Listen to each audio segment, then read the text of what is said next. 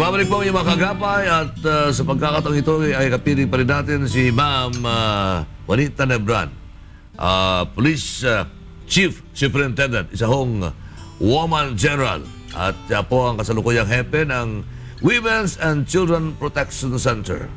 Medyo nabitin yung tanong mo kanina. Meron kang hanging question, Ani. Yes, meron akong hanging question na alala mo ba? Yung hanging question Bakit ko. dumarami ang mga kaso? Yes, exactly. Samantala, meron Massive naman yung campaign. kampanya, Yan. di ba? Paano po? Bakit kaya po?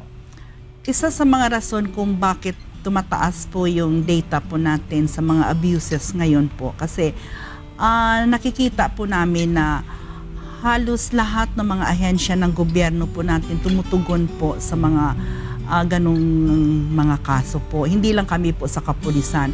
So, every time na mayroon po tayong dapat i-assist, lahat ng mga interagency committee nagbibigay po ng sapat na mga interventions at saka tulong. So, siguro nakikita ko rin na yung mga advocacy at saka awareness program natin nagbibigay din ng liwanag sa kanila na kumbaga pag pumunta sila sa police stations, talagang bago sila umalis o bago sila umuwi, may may clear na sila para bang maliwanag na sa isipan nila na talagang natutulungan po sila kasi hindi lang po kami nag-stop kung sa papel lang po na talagang nire-report, talagang fina-follow up po natin yan at saka hanggang hindi natin mabigyan ng atensyon at saka hindi natin mabigyan ng solusyon, hindi tayo talaga humihinto. So, yes. In addition to that, siguro, Ma'am, Lakay, kasi, dati-rati kasi, it's unreported.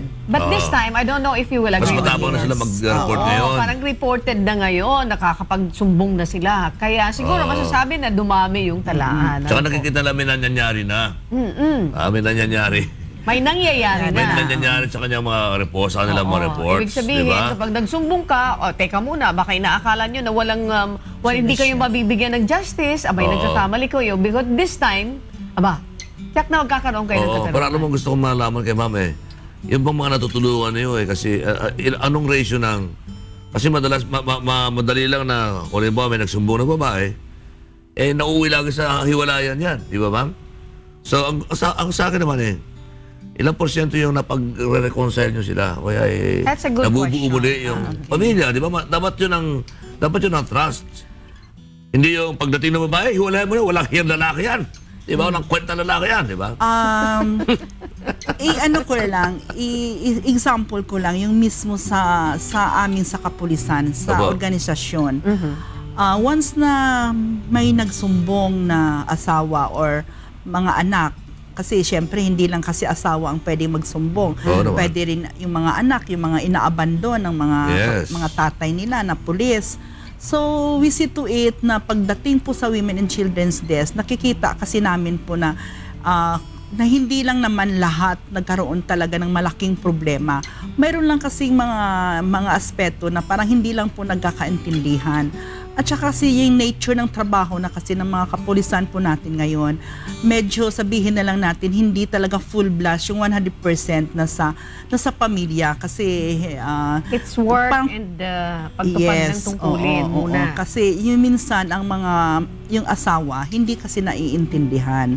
So, isa yun sa mga ginagawa namin, yung counseling. Pero maliban po doon sa mga pulis, of course, yung mga ordinary, yung mga mamamayan na nagsusumbong, ano ba yung sinasabi ni Lakay? Yung percentage na, imbes na sila tuluyan maghiwalay, nare-reconcile niyo sa pamamagitan ng inyong intervention. So, hindi ko lang kasi nakuha yung percentage. Pero ginagawa niyo po yun? Most of the time talaga, nag-e-exert talaga ang mga kapulisan natin sa mga Women and Children's Desk para magkasundo po silang mag-asawa po. Lalo pa yung mga anak din. Kasi minsan yung mga anak kasi mga pasaway din, hindi rin natin kasi hindi rin nila nabibigyan ng pansin. So parang tayo, tumutulong na rin po sa kanila. Okay. Meron sila sinasabi, Ma'am, na mga pulis kasi mga great lovers daw. Kaya Nagkakaroon ng Alpha, nagkakaroon ng Bravo, nagkakaroon ng Charlie. Alam niya mo yung lengguwahe. Pag mga ganyan, hindi na rin natin talaga tinotolerate yan. May mga kaukulang disciplinary actions. Oo naman. na ginagawa. Yes. Ayun. Paano kung nag-Muslim? Ginagawa ng iba, nag-Muslim, ma'am eh. Minsan kasi mayroon din tayong salaang pulis. Yung isang office na yan tumutugon din sa mga problema Ano ng tawag mga doon? kapwa ng Salaang salaang pulis? pulis. Ah, okay, Opo. ah. Para at least Oo, na-evaluate alam nila kung ano yung batas. So, Okay. ibig sabihin, meron silang interventions din na ginagawa sa mga kapulisan din na Mga kabaro. mga Muslim. Okay. Ma'am, ito may nagtatanong dito. Marami silang nasisilayan, nakikita na mga street children na nanglilimos pa rin. Yung umaamoy ng mga Rugby. dito daw po sa may kahabaan ng Paramount, dito sa may Quezon City, in Oh. front of the Yes. dalawang malaking malls natin. Quezon Avenue. Talagang Timog. hayagan daw po. Kayo po ba mayroon pakialam dito? At kung anong aksyon ang ginagawa nyo sa kanila, mayroon po ba?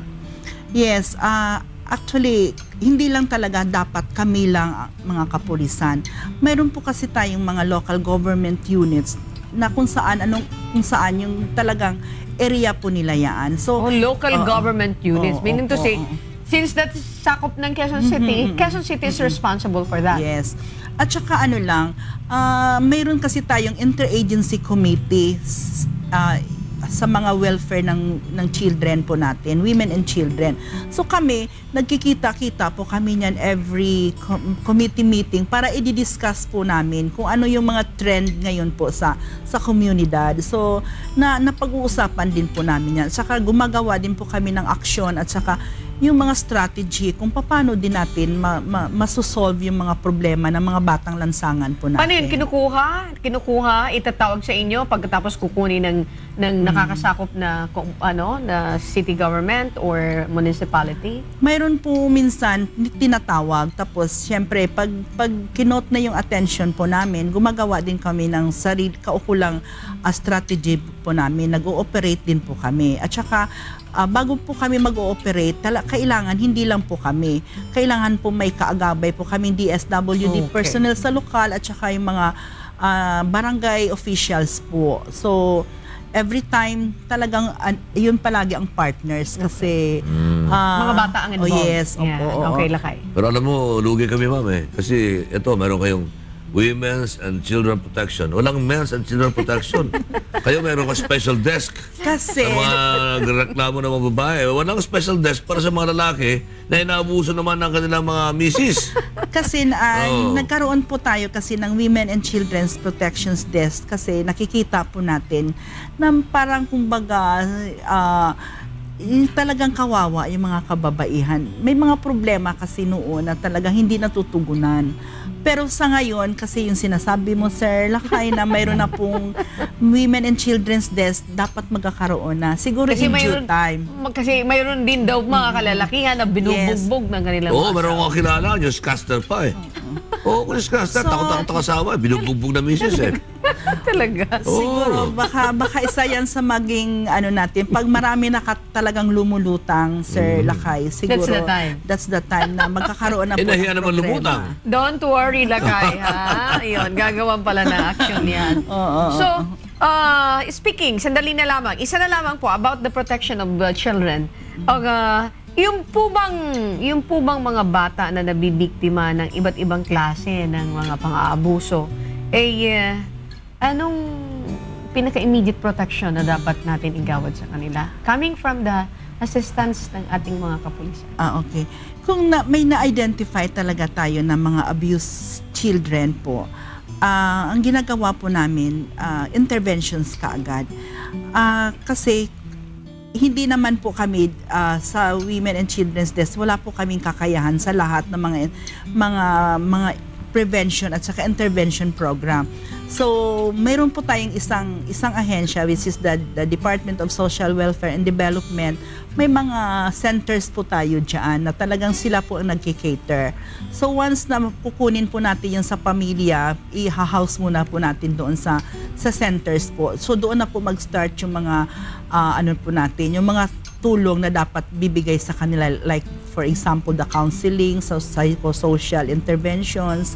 May mga proseso po tayo kasi minsan sila po yung mga na-traumatize. So, ibig sabihin may mga traumatic interventions na pangtanggal po yan ng mga experience po nila. Yung mga masasakit po na naranasan po nila at saka yung takot at saka yung medyo nakikita kasi natin na medyo wala na po yan sa mga sarili nilang pag-iisip. Naaabuso talaga sila. Okay. So, yan ang mga part ng intervention ng ating DSWD personnel. Okay, so ilang buwan po kayo, ma'am? Ilang buwan po kayo, ma'am? Malapit na po, mga barely 6 months na lang po. Oh, good luck. Marami po kayo matutulungan, ano? Ayan. Sa ating po mga dumudulog sa inyong tanggapan. Okay. Okay? Thank you very much, ma'am. Ang inyo pong ating word siguro sa ating po mga nanonood, lalo na yung mga kababaihan na nakakaranas po ng pang-abuso. Na kinakailangan mag-report na kayo para nang siguro ay makorek ang inyong mga sitwasyon. Pinapanawagan ko po sa lahat ng mga nanonood at saka nakikinig po sa programa natin ngayong gabi na kung isa sila sa mga biktima ng mga karahasan, mga kabataan or mga kababaihan, mayroon po tayong Women and Children's Protections Desk nationwide. Pwede po silang mag-report. Huwag na po silang matakot, huwag na po silang mahiya. Kasi po, yung hiya at saka yung takot, hindi po masusolusyonan ang kanilang naging problema po. So, lumapit na po sila kasi marami din po tayong mga ahensya ng gobyerno na tumutulong po para tugunan yung lahat ng mga hinaing po nila at saka yung mga problema po nila. Okay? Thank you very much, Police Chief Superintendent Juanita Nebran, Chief Women's and Children Protection Center. Thank you. Thank you so much, ma'am. Salamat po, ma'am, for joining us. Oo. Sana bago kayo mag-retire, pasyal uli kayo sa amin dito. sige po. Huwag na kayo magdala ng talaba at saka inasan. Nag-hilo-hilo kasi. Mas marami pong public service ang aming hatid sa inyo sa pagbabalik po ng inyong kaagapay.